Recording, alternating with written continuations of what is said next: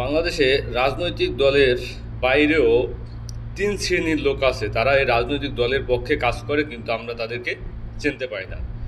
এর ভিতরে প্রথম ক্যাটাগরির ভিতরে আছে সাংবাদিক।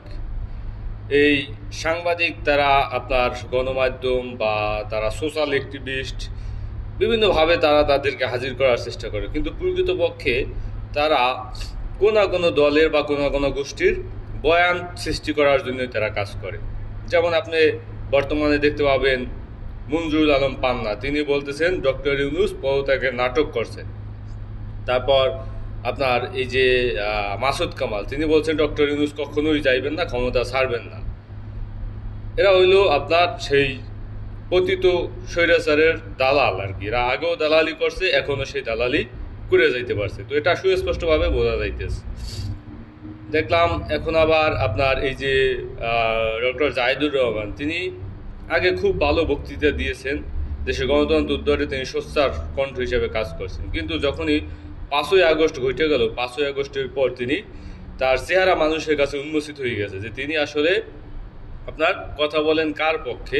তিনি কথা বলেন বিএনপির পক্ষে। বিএনপির যেদিকে যায় তিনি সেদিকেই কথা বলে। মানে তিনি এতদিন ছিলেন রাজনৈতিক বিশ্লেষক, কিন্তু হঠাৎ করে তিনি এখন আর রাজনৈতিক বিশ্লেষক করেন না, তিনি এখন এনসিপি বিশ্লেষণ করেন, তিনি জামাতকে বিশ্লেষণ করেন যে এরা আসলে ভালো না।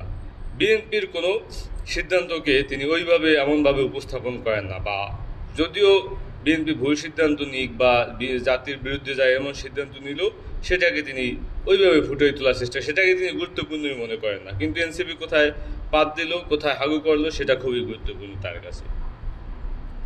আর কিছু দ্বিতীয় ক্যাটাগরির লোক আছে, তাদের কাজ হইল আপনার লেখালেখি করা। তারা কলম লিখবে, কলামিস্ট। তারা বিভিন্ন পেপার পত্রিকায় তারা কলম লিখবে, ইনি বিনি এমনভাবে লিখবে আপনাকে বুঝতে পারবেন না যারা আসলে তারা কি বলতে চায় এবং কার পক্ষে বলতে চায়। কিন্তু তার লেখার ভিতরে সেই কলমের ভিতরে এমন কিছু লাইন আপনাকে ঢুকাই দিবে, তখন আপনার মেন্টালিটি ওইভাবেই কাজ করবে যে আসলেই তো ঘটনা ঠিক।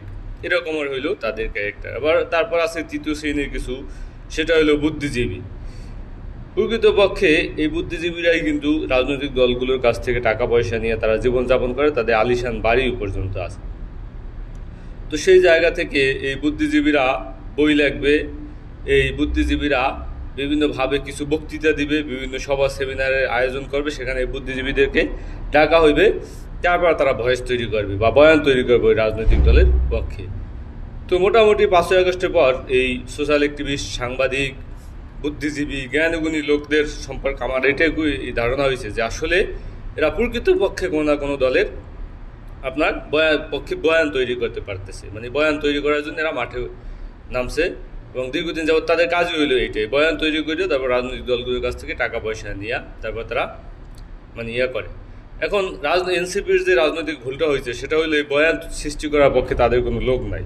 আপনি রাজনৈতিক দল তৈরি করার আগে আপনাকে বয়ান তৈরি করার জন্য এরকমের কিছু বুদ্ধিজীবী নিয়োগ দিতে হবে, এরকমের কিছু সাংবাদিক নিয়োগ দিতে হবে, এরকমের কিছু সোশ্যাল অ্যাক্টিভিস্ট নিয়োগ দিতে হবে, এরকমের কিছু বই লেখক বা রাজনৈতিক বিশ্লেষক আপনাকে নিয়োগ দিতে হবে। কেউই ভাই ফ্রিজে কাজ করে না, সবাই টাকার জন্য কাজ করে, ঠিক আছে?